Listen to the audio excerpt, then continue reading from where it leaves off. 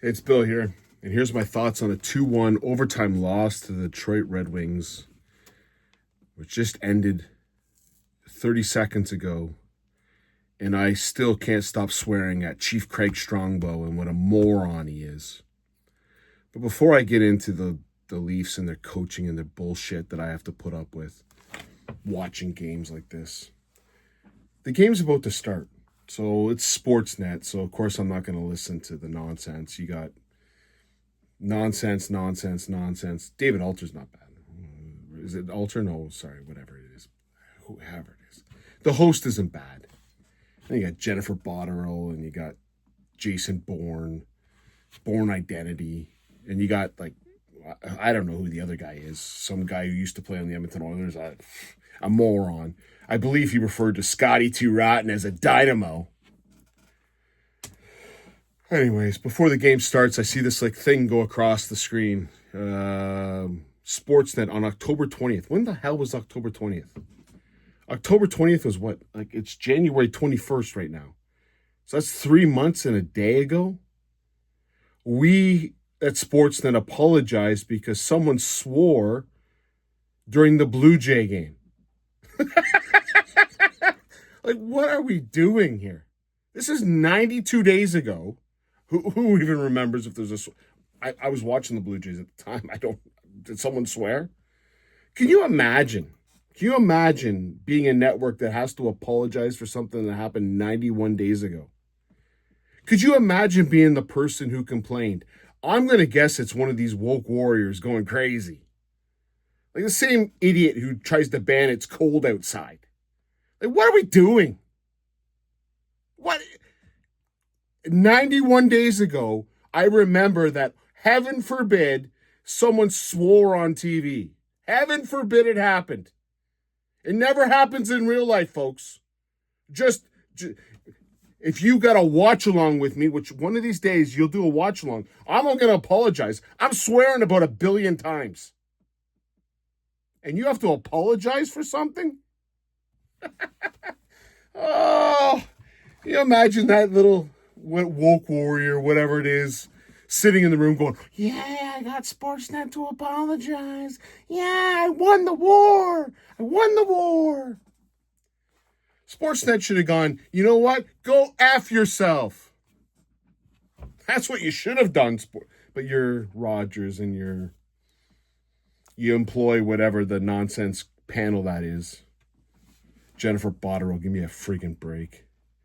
Anyways, that just got me riled up to start off the game. Why would you? Anyways. Leafs Red Wings, it was an exciting game. Watched it. Beautiful goaltending on both sides. John Gibson, beautiful. Joseph Woll. Now, a lot of lazy guys, a lot of morons blamed the last game on Woll, right? Because, that's just moronic. I'm pretty sure the first 2 goals were scored from 2 inches away from the net by guys that were by themselves. I was at the game. Now, I guess Woll should have had that.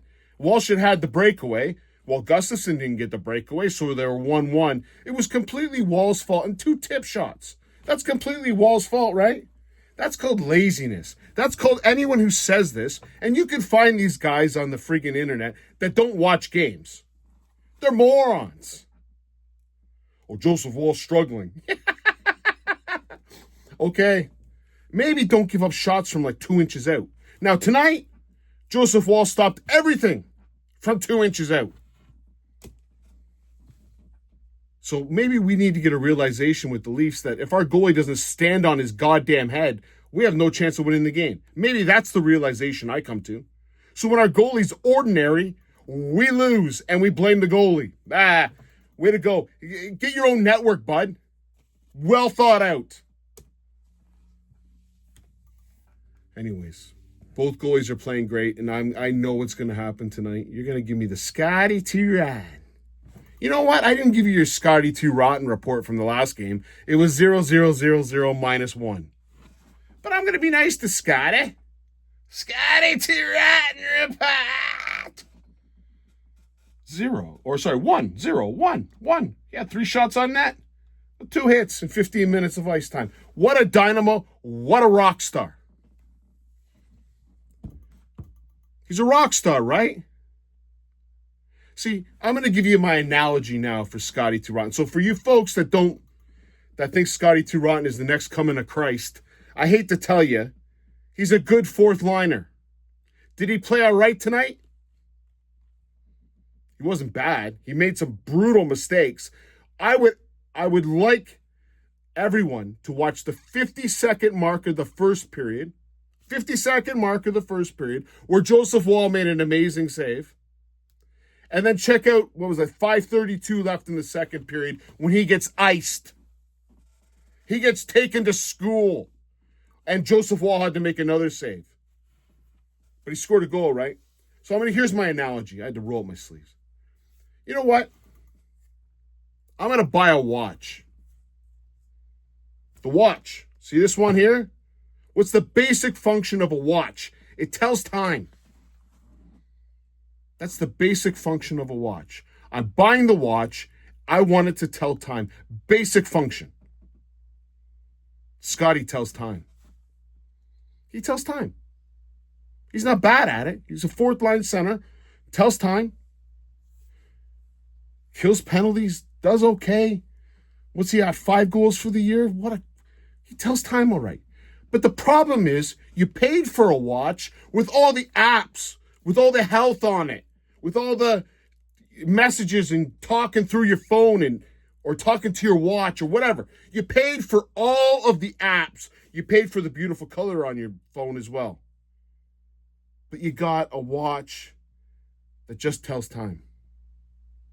You paid for a second and a third line center. And what you got was a basic functionality of a watch. You didn't get any of the apps. You didn't get any of the health metrics. You didn't get the heartbeat. You didn't get the how many steps did I take. You paid for it. You paid and you wanted all of those functions. But you got the watch that tells time. And you're so happy that we have a watch that tells time. But that's a basic function. That's Scotty Lton. That's Scotty Too Rotten. So if you disagree with me, disagree. Tell me you got the watch with everything. Yeah, he yips. Yeah, he's got sandpaper. He's a fourth line center that we paid for a second line center. Question, what did Marchand go for last year at the friggin' deadline? What did he go for? Just wondering out loud. A second line? I would tell you that Marchand gets all the apps. Anyways, first period, this fourth line had one good shift in the period, and the friggin' Sportsnet announcers couldn't stop yipping about how great it was. And by the way, Troy Stecher did everything on that friggin' goal. He kept the puck in twice on the boards. And it wheels around. Scotty Too Rotten, I'll give him a little credit. He read the play right. He stood at the blue line, did nothing, didn't dig. But then when he saw the puck got loose, he knew where it was going. I'll give him credit. He went to the spot. He fires whatever that was across the net. Stecher keeps it in again. Lawrence does most of the work. And Kelly Ancacker, you know he's going to fan on it. Thank God he fanned on it, because it fanned right to friggin' Lawton and he puts it in. What a dynamo. What a goddamn hero. What a rock star. Puts it in for 1-0. And then let me fast forward to 50 seconds left in the first period. 50 seconds left in the first period was when the Red Wings were just, the puck goes to the net, really, just on his belly, just a little fish on his belly doing the flop, doing the sticky stickies.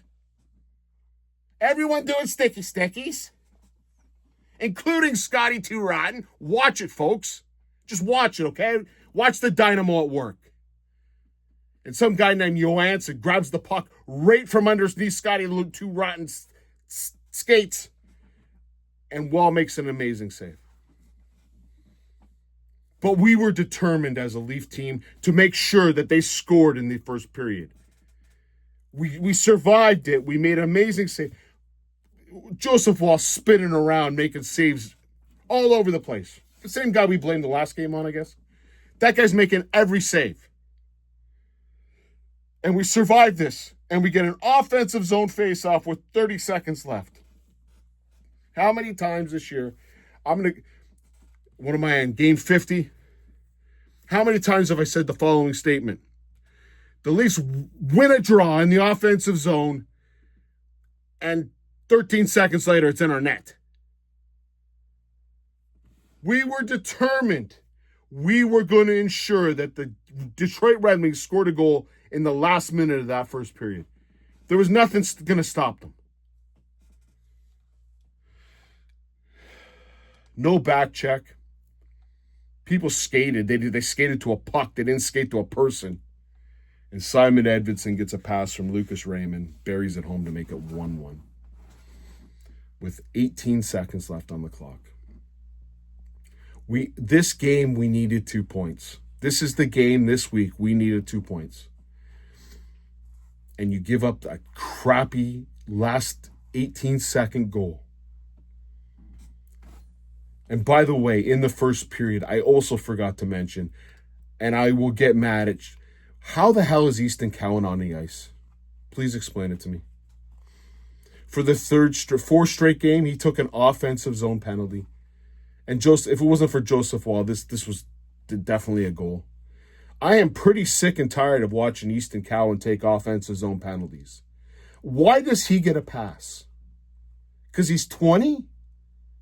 Well, he made an outstanding blunder that cost us a point at the end of the overtime.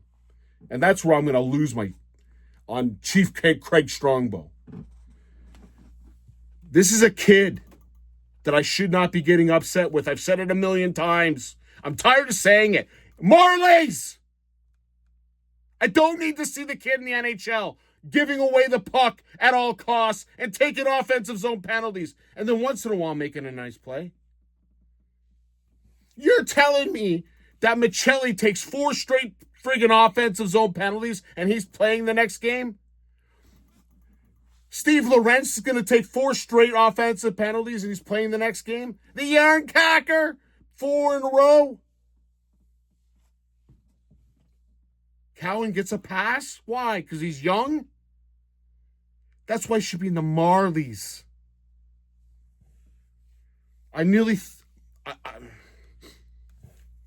Why am I the only one who gets upset when Cowan gets an offensive zone penalty? It's stupid. It's 4 games in. 2 of them have cost us goals out of 4.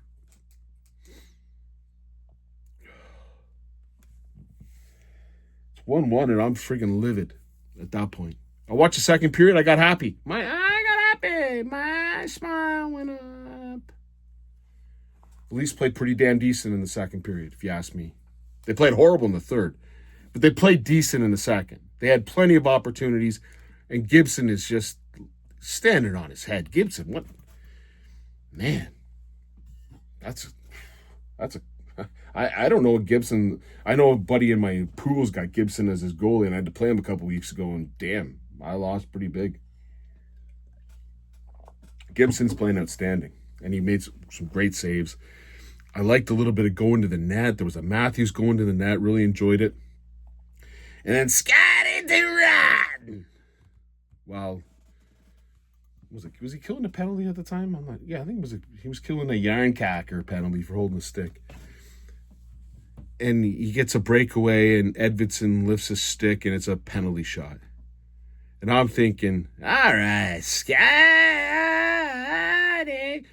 He's been on, 3 breakaways this year, and all 3 of them have been slap shots. Let it rip, bud. You're on a friggin' penalty shot. You got a slap shot. Get some skating power. Let it rip. Or here's an idea. Fake the slap shot. Like, walk in like you're going to take the slap shot, and then fake it, and then make a move. That's what I'm expecting. I'm thinking, okay, Gibson's probably got the slap shot thinking he's going to see it. And what Scotty Lton does next made Jason Allison's penalty shot 8 years ago look fast. What the is that? I got to watch, folks. It tells time. It don't got any apps. Don't got nothing. but it tells time really well. Whatever that penalty shot was, whatever that nonsense was, honestly, Tim Hortons coffee, get it back, I'll be done. He goes to the outside, he skates as slow as possible, and then he dekes himself out. And the best thing was when they put the camera on Gibson. Gibson was on full-on laugh. It was just like he heard a goddamn joke from Ron White. He was just... He just heard the best joke he ever heard. He's like, what the hell was that? I got bored watching it. It's like watching Ishtar. Like, there's no plot movement. There's no nothing. But it tells time, folks, really well. Really well. It tells time. One of the worst penalty shots you will ever see in the history of the NHL. With a guy who does just walk. Even if you take a slap shot, I would have said, okay. And a fake slap shot might have worked pretty nicely there. Anyways, I thought the Leafs played a good second period. In the third period, they were terrible. Just terrible. They were getting walked. What was the end shots on net? 41-31. The Leafs actually had the shot advantage going into the third period. Is there a way to see what the shots on net were in the third period? It's like the Leafs forgot how to play hockey in the third period. Where's the shots on net? Yeah, 13-5 they got outshot. So they got shut out 19-5 in the third period in overtime. They outshot the Detroit Red Wings 14-7 in the second period. I thought second period was good. Third period was no bueno to me. Yeah, we had a couple opportunities, but for the most part, we're hanging on, especially at the end, just hanging on. If it wasn't for Joseph Wall, this is 2-1 before we don't even get the point. And you get to overtime, you think, okay, they put Jonathan! Yeah, Jonathan, report! 0, 0, 0, 0. -1. 4 shots on net, 17 minutes of ice time of no-hit hockey. Really had 24 minutes and 32 seconds of no-hit hockey.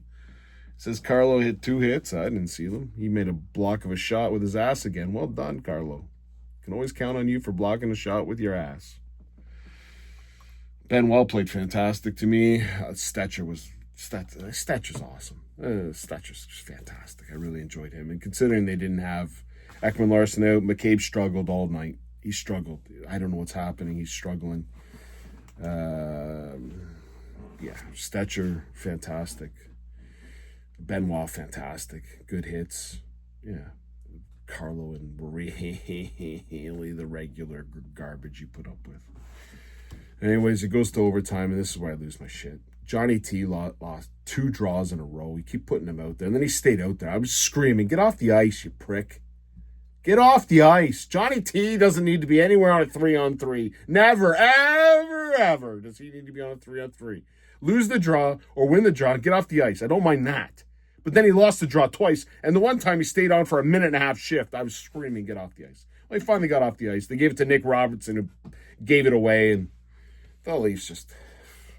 He had one chance. Matthews made a nice play. He ripped a shot. He missed the net.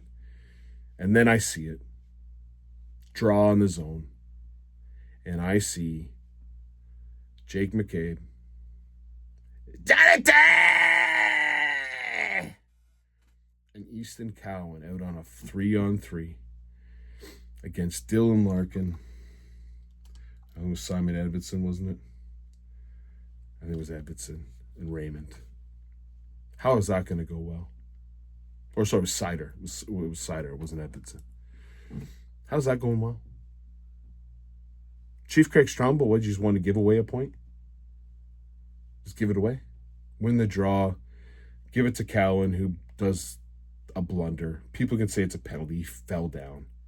If you're going to skate out of the zone, you win the draw and you're going to skate out of the zone, do it with some speed, dude. And we have to watch the kid make another blunder. Goes to Larkin. Larkin scores. Lose 2-1. Lost another point that we don't have the ability. Just giving away points for something to do. Here's a point. I'm sick of this friggin'. I got to do Oprah every goddamn time. I don't like Oprah. Oprah's an idiot. I got to do 2 points.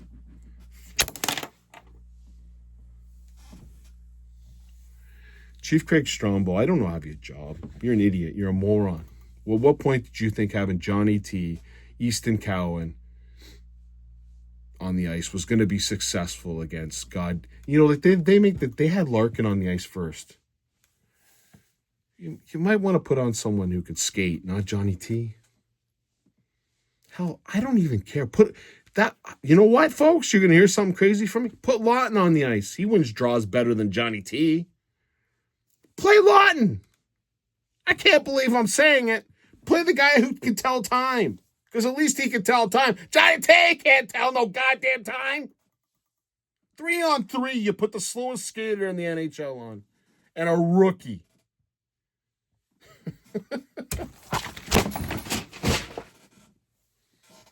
You should be fired. I have no idea how you have a job. Watching Chief Craig Strombo makes me sick to my stomach. Joseph Wall stood on his head, 41 shots. And we get a point. We had a chance for more, but we have a coach that's a moron.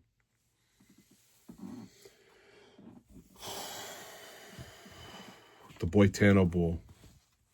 Mitchy goddamn Boitano Bowl is on Thursday. Do you think this team has enough heart? Maybe, you know, the cuticle for Nylander, maybe he shows up for one game. You think so? Think Nylander would show up for one game? Play like nice, play through an injury. You know, he's got the Swedish Olympic tournament to worry about. Who really thinks they're going to win the Boitano Bowl? We're a Leaf fan. We know what happens next. We know it's a 2-goal, 3-point fucking night for Marner. Oh, did I swear? Should I apologize? Maybe Sportsnet, I'll apologize 91 days from now. Friday night. What a Friday night game, man. Friday night? Don't play it on Saturday night. You got to play it Friday night. Anyways, I'm tired. Cheers.